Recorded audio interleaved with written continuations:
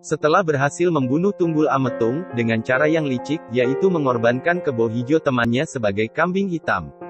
Ken Arok berhasil merebut jabatan dari Tunggul Ametung, yaitu Aku di Tumapel. Tak ada masyarakat Tumapel yang tahu, bahwa Ken Arok adalah pelaku utama, pembunuhan terhadap Tunggul Ametung.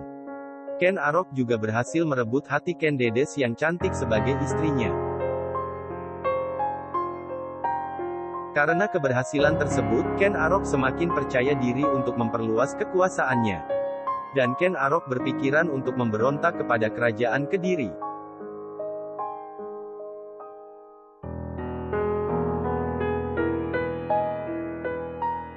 Saat itu kerajaan Kediri dipimpin oleh seorang raja yang bernama Kertajaya. Dan para Brahmana sedang berselisih paham dengan rajanya tersebut.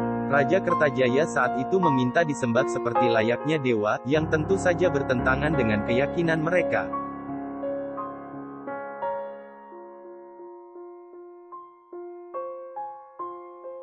Para Brahmana melarikan diri, meminta perlindungan kepada Ken Arok di Tumapel. Karena para Brahmana mendengar Ken Arok sedang menyiapkan suatu pemberontakan kepada Raja Kertanegara. Melihat hal ini tentu sangat menggembirakan Ken Arok. Dia semakin yakin untuk menghancurkan kekuasaan kerajaan Kediri dan membuat kerajaan baru baginya.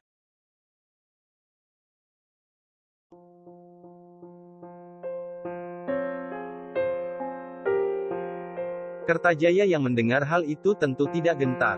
Dia juga mempersiapkan pasukannya untuk menyerang wilayah Tumapel yang dipimpin oleh Ken Arok.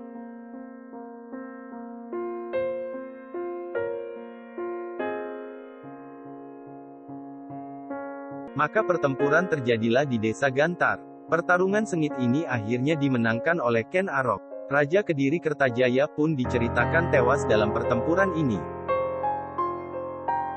Dan akhirnya Ken Arok mendirikan kerajaan sendiri yang bernama Singosari dengan bergelar Raja Sasang Amurwa Bumi.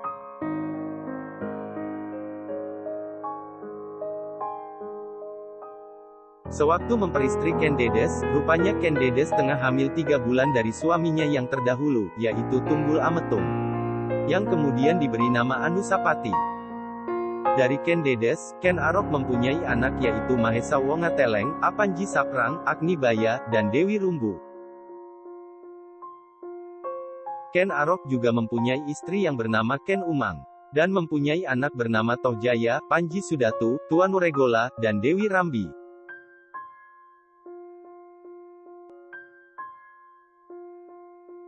Ketika dewasa, Anusapati merasa heran kepada Ken Arok yang tidak mempedulikan dirinya.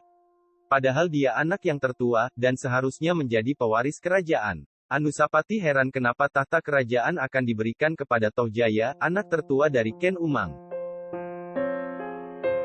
Ketika Anusapati menanyakan kepada Ken Dedes ibunya, Anusapati baru paham, bahwa sebenarnya dirinya bukan anak kandung dari Ken Arok.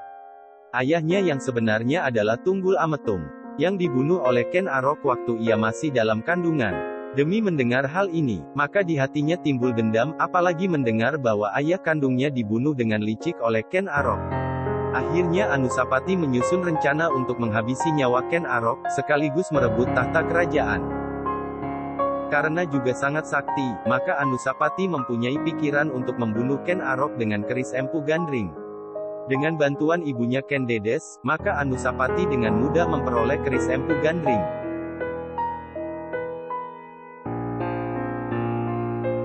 Dan secara diam-diam, Anusapati menyuruh orang kepercayaannya yaitu Ki Pengalasan yang berasal dari desa Batil untuk membunuh Ken Arok. Anusapati akhirnya mencari waktu yang pas untuk membunuh Ken Arok. Dan suatu sore ketika Ken Arok sedang makan, dengan arahan Anusapati, di mana Anusapati melihat dari kejauhan, Anusapati menyuruh Ki Pengalasan langsung membunuh Ken Arok dari belakang.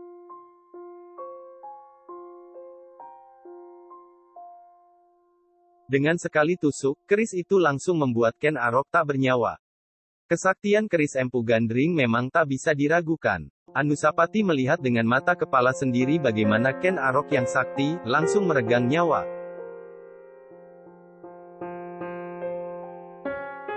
Selesai membunuh Ken Arok, maka Ki Pengalasan datang ke Anusapati, untuk menagih hadiah janji yang akan diberikan kepadanya apabila berhasil membunuh Ken Arok. Ternyata Anusapati mempunyai pikiran jahat. Ketika Ki Pengalasan dalam keadaan yang tidak siaga, Anusapati langsung membunuh Ki Pengalasan. Anusapati takut apabila nanti Ki Pengalasan membocorkan perbuatannya kepada orang lain.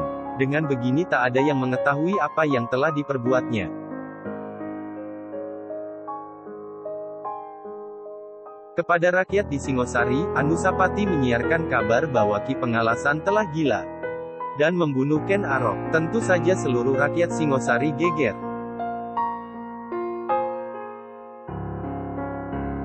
Berita itu dipercayai begitu saja oleh rakyat Singosari.